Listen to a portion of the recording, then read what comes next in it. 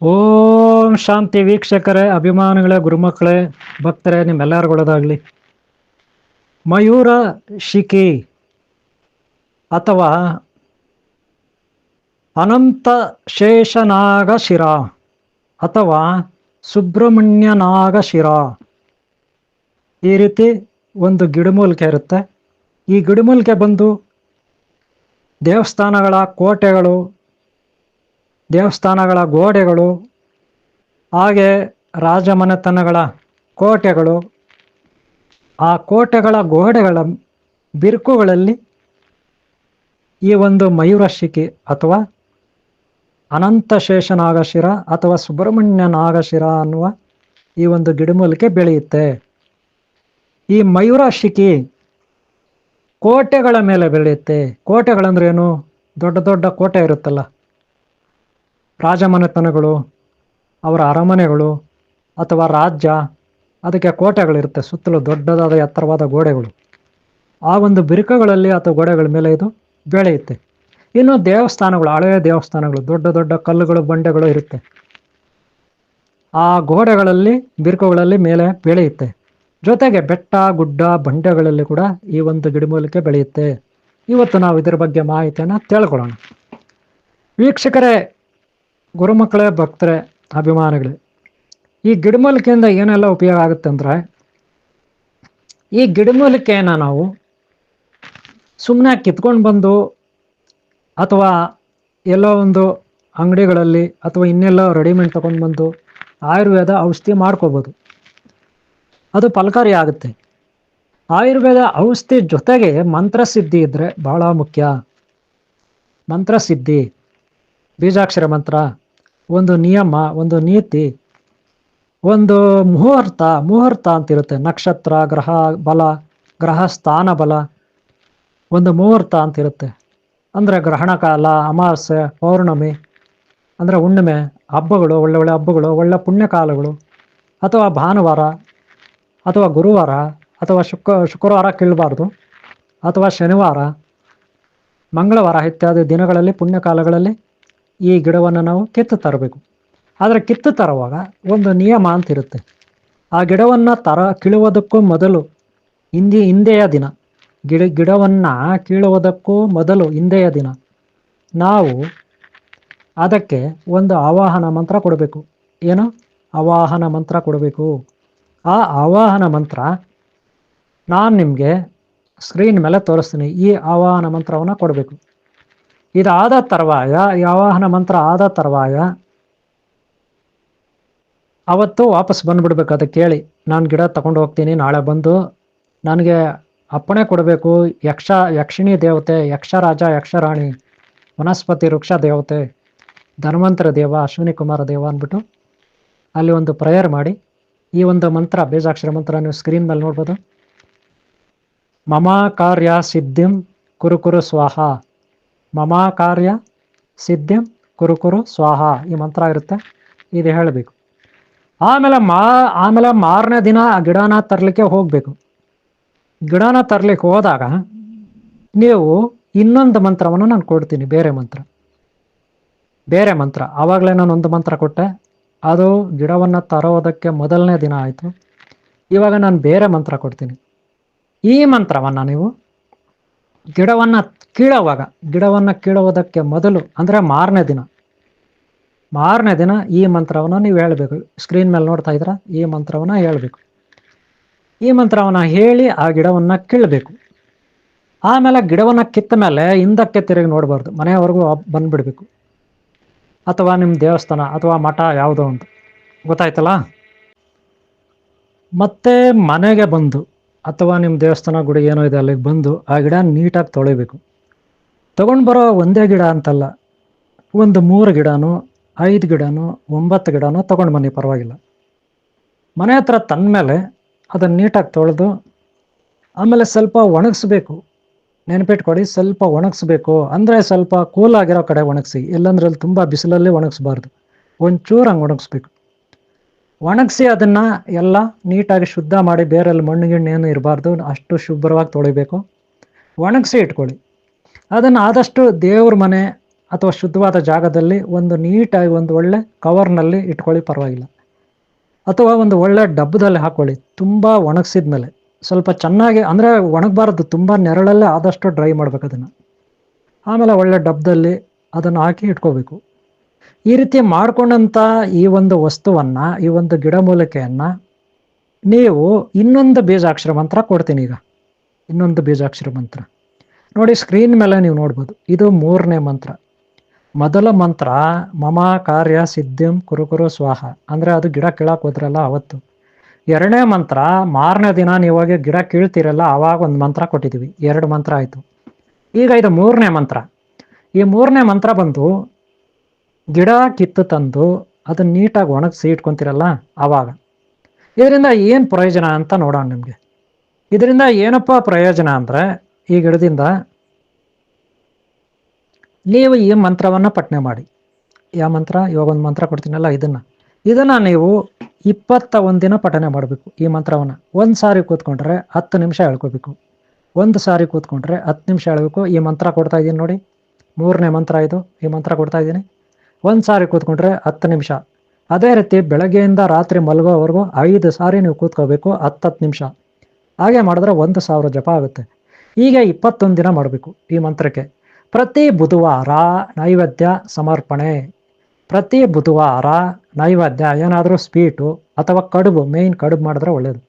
ಹಾಗೆ ಇದಕ್ಕೆ ಬೇಕಾದಂಥ ಮಂತ್ರ, ಬೀಜಾಕ್ಷರ ಮಂತ್ರ ಕೊಟ್ಟಿದ್ದೀನಿ. ಇದು ಬಂದು ವಿಘ್ನೇಶ್ವರ, ಕುಮಾರಸ್ವಾಮಿ, ರುದ್ರದೇವ, ಶಂಕರ, ಕಾಳಿ ಇವ್ರಿಗೆಲ್ಲ ಸೇರುತ್ತೆ.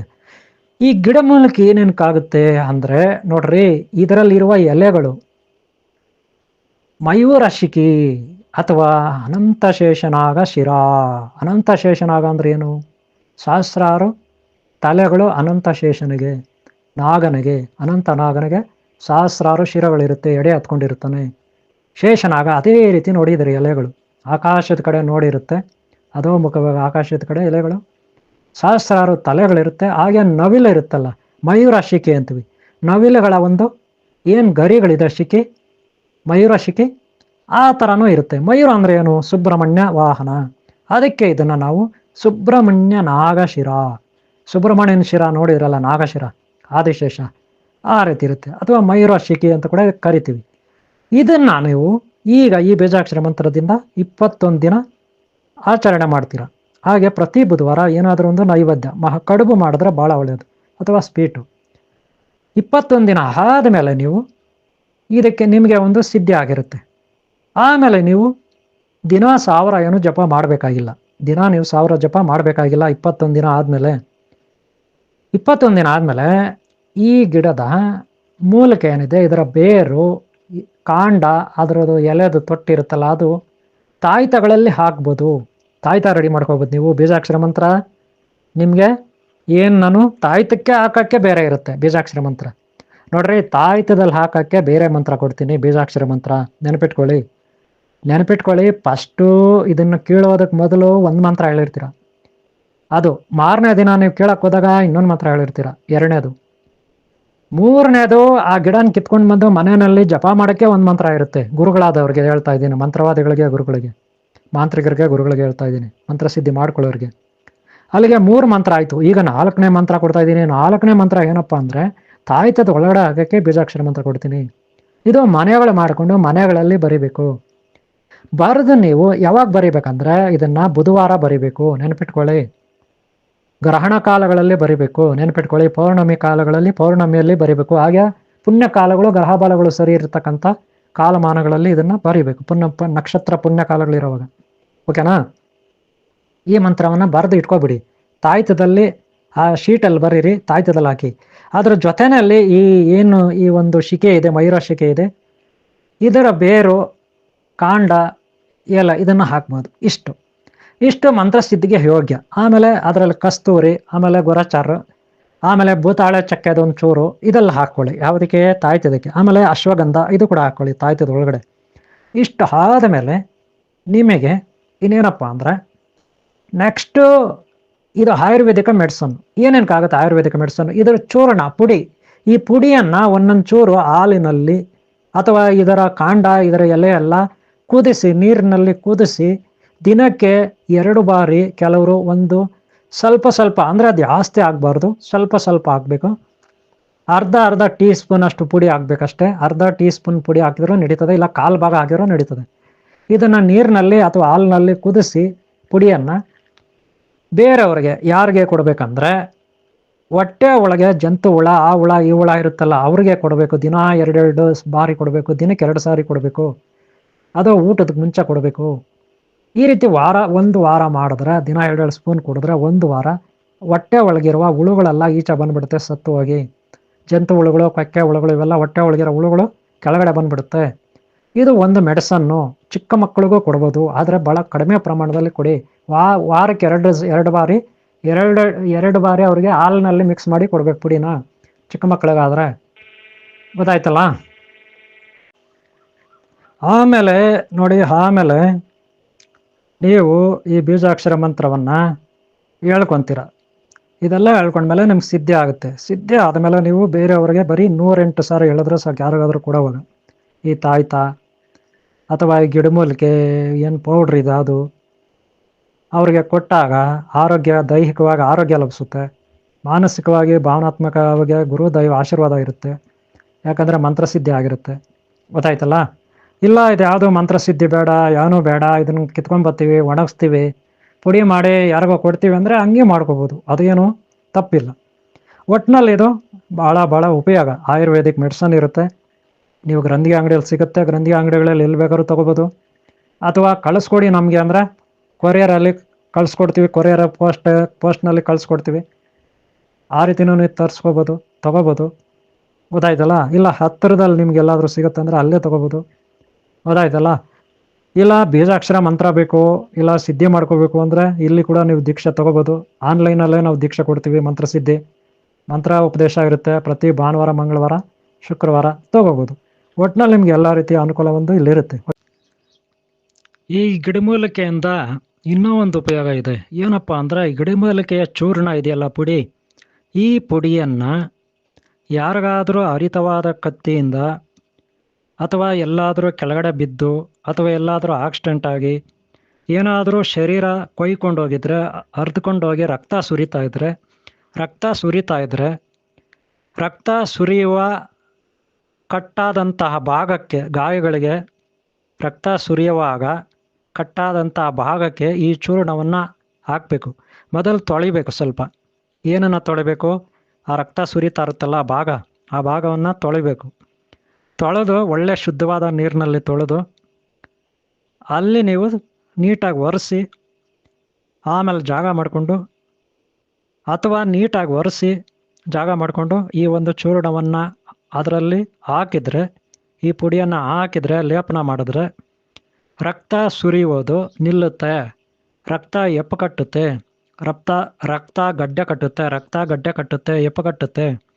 ಆಗ ರಕ್ತ ಸುರಿಯೋದು ನಿಂತೋಗುತ್ತೆ. ಇಲ್ಲ ಅಂದ್ರೆ ರಕ್ತ ಸುರಿತಾನೆ ಇರುತ್ತೆ.